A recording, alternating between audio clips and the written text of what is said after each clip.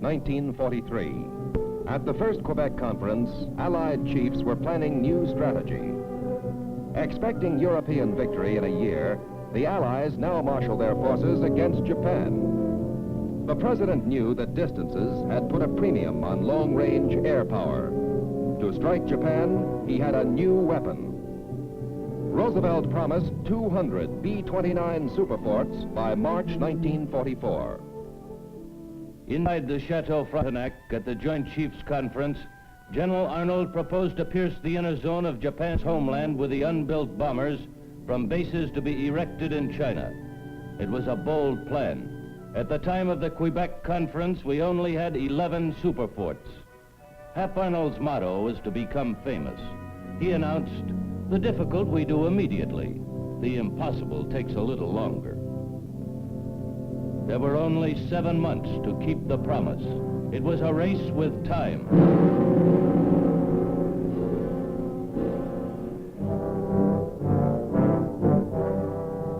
We aircraft workers came from all walks of life. A few of us had built planes in World War I. We were a part of the strength of America, now working for Boeing, Bell, and Martin. Their factories had sprung up across the country, in Georgia, Kansas, Nebraska, in the state of Washington. Things had certainly changed. In 20 years, America's aviation industry had come of age. Unskilled workers became highly productive because the cranes and jigs and tools were so designed. Boeing engineers helped us make a new wing that could carry more weight faster and higher than any we'd ever built. In each plane, there were 55,000 numbered parts. Thousands of miles of wiring, 1 million rivets. From its transparent nose to its tail, this was a complicated machine. Nevertheless, the Air Force ordered the assemblies like pieces for a giant jigsaw puzzle. By December, only 4 months after the President's promise, we put together 35 Superforts. Then, every hour of every day, identical miracles of modern machinery were brought together. We workers witnessed an inspiring sight, a welding of vision and reality, of free men and their need for peace, of national defense and American industry. Building the Superfort was a climax in the history of man's conquest of the air.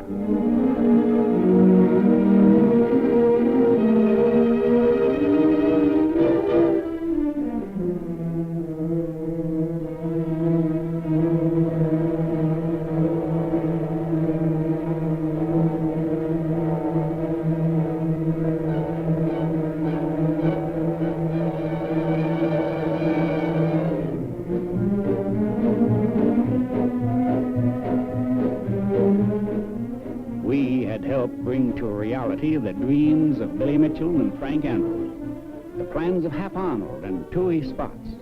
Thus, the 99-foot-long aerial giant, spreading 141-foot wings, was born. By the end of January, 142 Superforts were accepted. 3/4 of America's promise, and our pipelines were full. Here were 65 tons of fighting fury, the biggest, fastest, and most powerful bomber in the world. Now our sons and brothers could take the B-29 to war.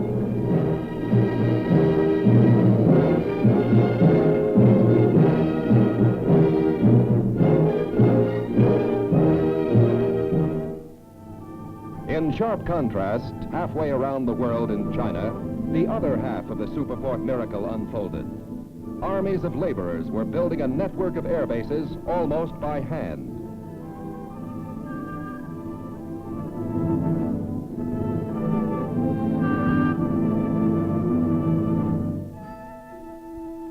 These lean, sinewy Chinese, measuring their work by the remaining Earth pyramids, wrote a magnificent chapter in the saga of the Superfort, 2,000 years after their ancestors had built the Great Wall for the defense of China. Here were the same primitive methods, baskets and hose, muscles and goodwill, and wheelbarrows which squeak to keep imaginary devils away. With the machinery of only their million hands, stone by stone was patiently set. A modern Chinese wall was taking shape.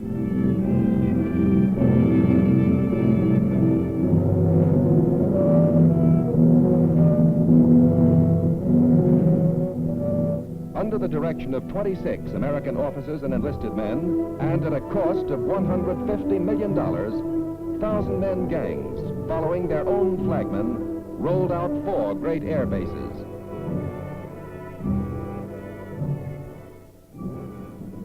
April 24th became a day for us in the 20th Bomber Command to remember.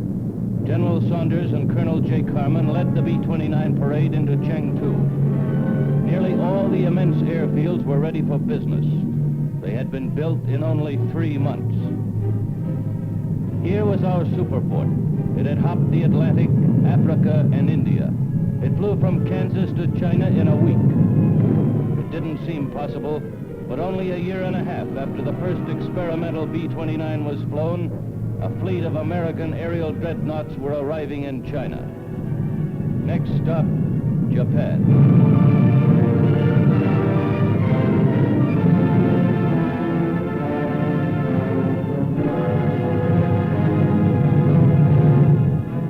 Within 10 days, our Asiatic strength was 130 Superforts. Directed by the Joint Chiefs of Staff because of our long range and power, we were the first units of the 20th Air Force. The President's promise was being kept. With more Superforts on the way, the runway builders never stopped. In China, a land of miracles, unskilled hands were pounding out a path to victory. Meanwhile, in Japan, 1,500 miles to the east, other hands had forged a modern war machine. Geared for war since 1928, their production rolled on. Like the Germans, they believed their empire invulnerable. Since Pearl Harbor, steel capacity had doubled. 1/3 was hammered into ships, ships to exploit conquered lands, ships to support far-flung military forces. Though suffering from shipping sunk by the Allies, Japan maintained the world's 3rd largest merchant fleet with continued launchings.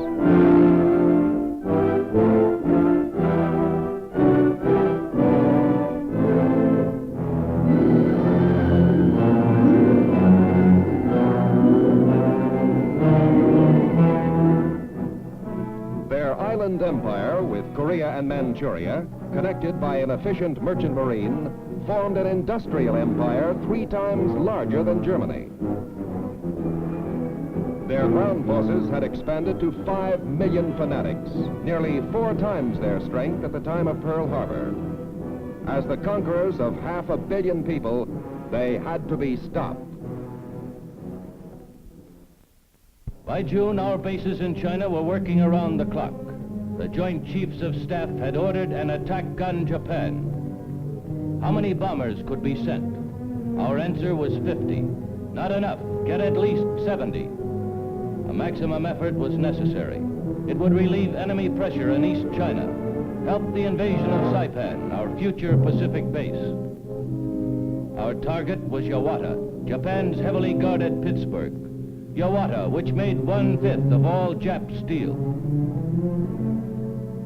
General Wolfe was winning the big gamble. His idea to train our crews while we tested the experimental B-29 was putting both men and planes in combat 6 months sooner. We were doing the impossible.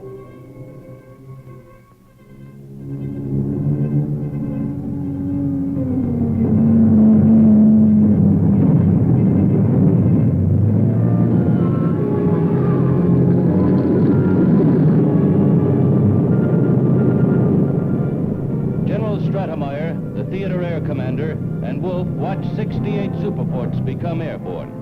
Almost the entire force ordered for this historic mission.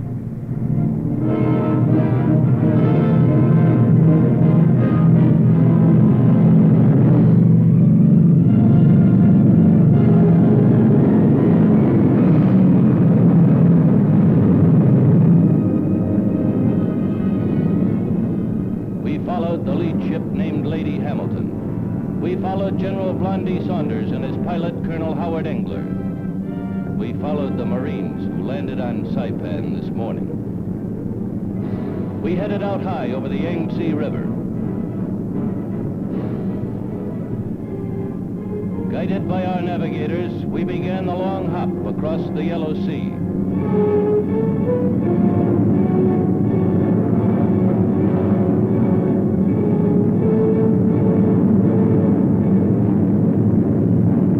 Landfall, Japan. The enemy was waiting. Up came heavy, bursting flak.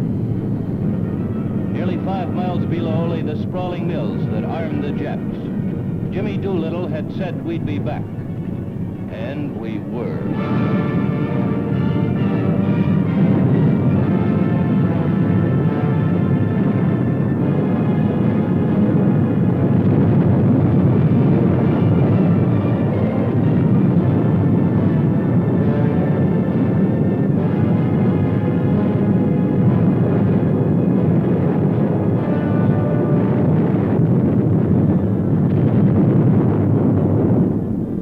2.5 years after Pearl Harbor, our Superforts had struck Japan. Land-based planes dropped bombs through clouds on Yawata. Damage was done to the Kokura arsenal.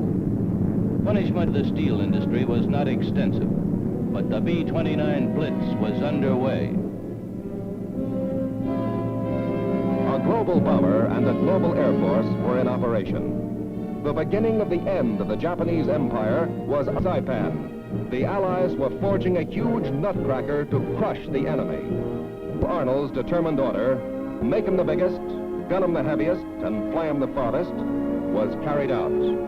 He warned the enemy, no part of the Japanese Empire is now out of our range. No war factory too remote to feel our bombs. The battle for Japan is now underway with full speed ahead.